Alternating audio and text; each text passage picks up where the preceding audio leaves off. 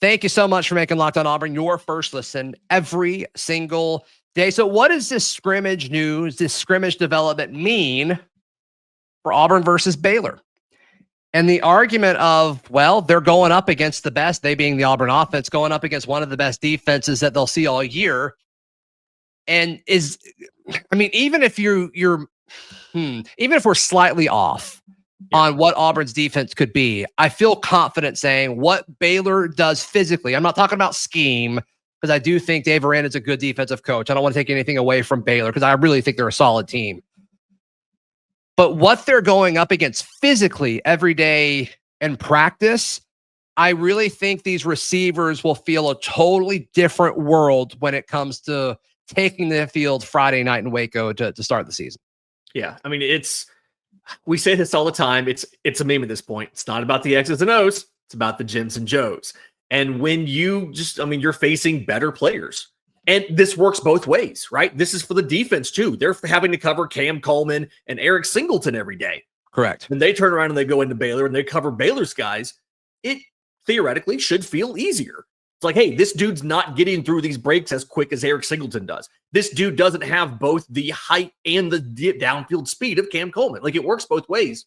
Right. And going back to the first segment, being able to get those moments like, hey, this is something that worked. This route combination worked against Auburn's defense. We were able to squeeze the ball in there for a deep completion. What are we going to do against Baylor's defense when they likely, one, haven't seen this, two, are a little shocked by the caliber of these receivers? Hope so. And three, aren't as fast and strong as Auburn's defensive backs who were able to disrupt this route a little more. Like, from a athleticism standpoint, Auburn has the advantage here. It's just a matter of executing. Yeah, a matter of executing and a matter of just overall game plan. I mean, once again, physically, Auburn's defense is going to be able to do things physically and offense, like you said, are going to be able to do things physically that Baylor just cannot do because of personnel. But, I mean, we've had Cam Stewart, host of Locked on Baylor, on. He's very high on Baylor's offensive coordinator, repeatedly saying he's a top 10 offensive coordinator in college football, which possibly. It comes down to the scheme. And that's been my biggest question about this team all offseason was, okay, like Coach Freeze, it's time. Like, you've got to outcoach some people. It's time for you to outcoach some people and put your guys into situations to succeed. And I don't think that's something that's consistently happened during the Freeze era. Yeah, it feels like they've played down a little bit as far as being able to execute in those key moments. I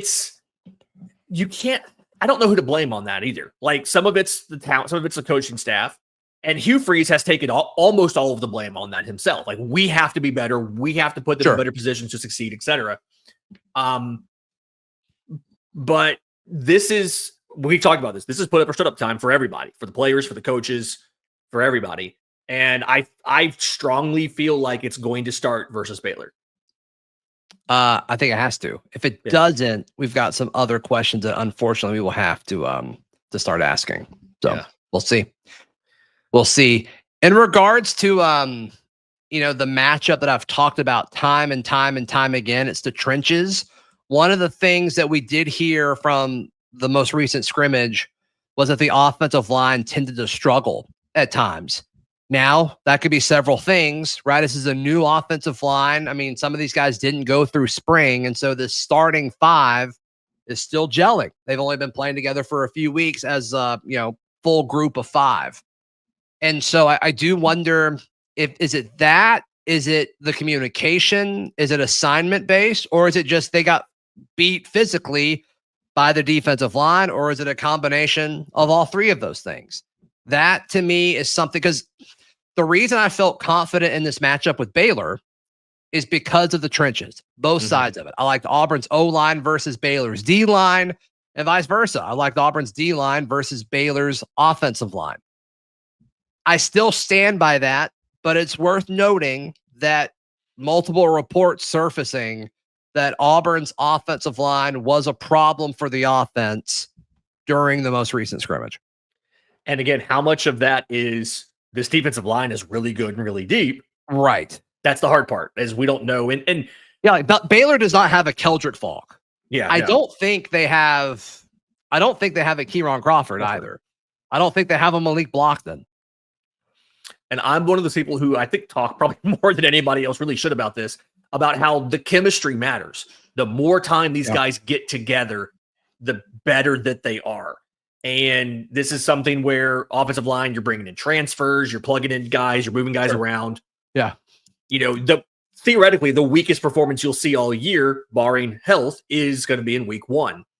And I think you do work out as far as, yes, it's not a paycheck game, but it is it is a tougher opponent, but it's not a opponent to the caliber of, like, we're not thinking they're going to make the college football playoff. Like, you're not having to go into a top 25 school. It's a good challenge, but it's still manageable for week 1. So I do think if trench play goes the way I think it's going to, and it just becomes an ugly football game, it's kind of gross, not clean, chaotic, I do think that benefits Auburn. If it's all fireworks and both offenses are crisp, I get a little concerned, because that's Big 12 style of football. That's not SEC. I don't think that plays to our strength. And that also makes us ask questions about, Auburn's defense for the long haul. So if it's a scrappy football game, which is kind of what I'm starting to lean towards, I think that helps the Tigers, and trench play has a big part in that. The flip side of that for me is, do we feel better about Baylor's clear number 1 running back or Auburn's running back by committee? Because I feel like in those types of football games where neither team can move the ball down the field that well, the running game ends up being a bigger component than maybe Auburn would like it to be.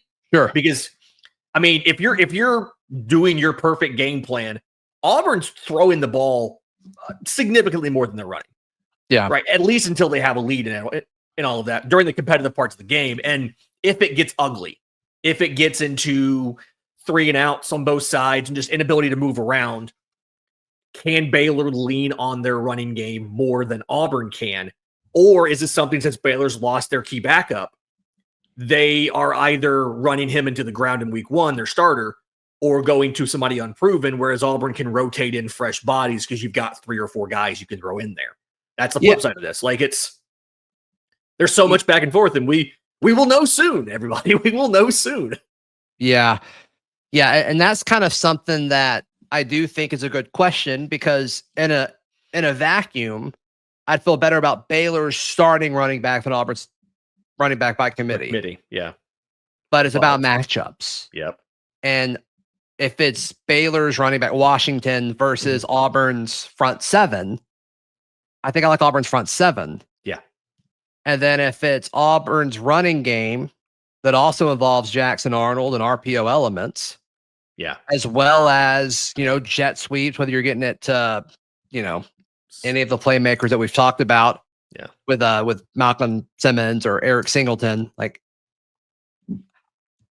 I think that one's closer, but I would rather be on the Auburn side of it, I think. So it's a good question. It's a question worth asking for sure.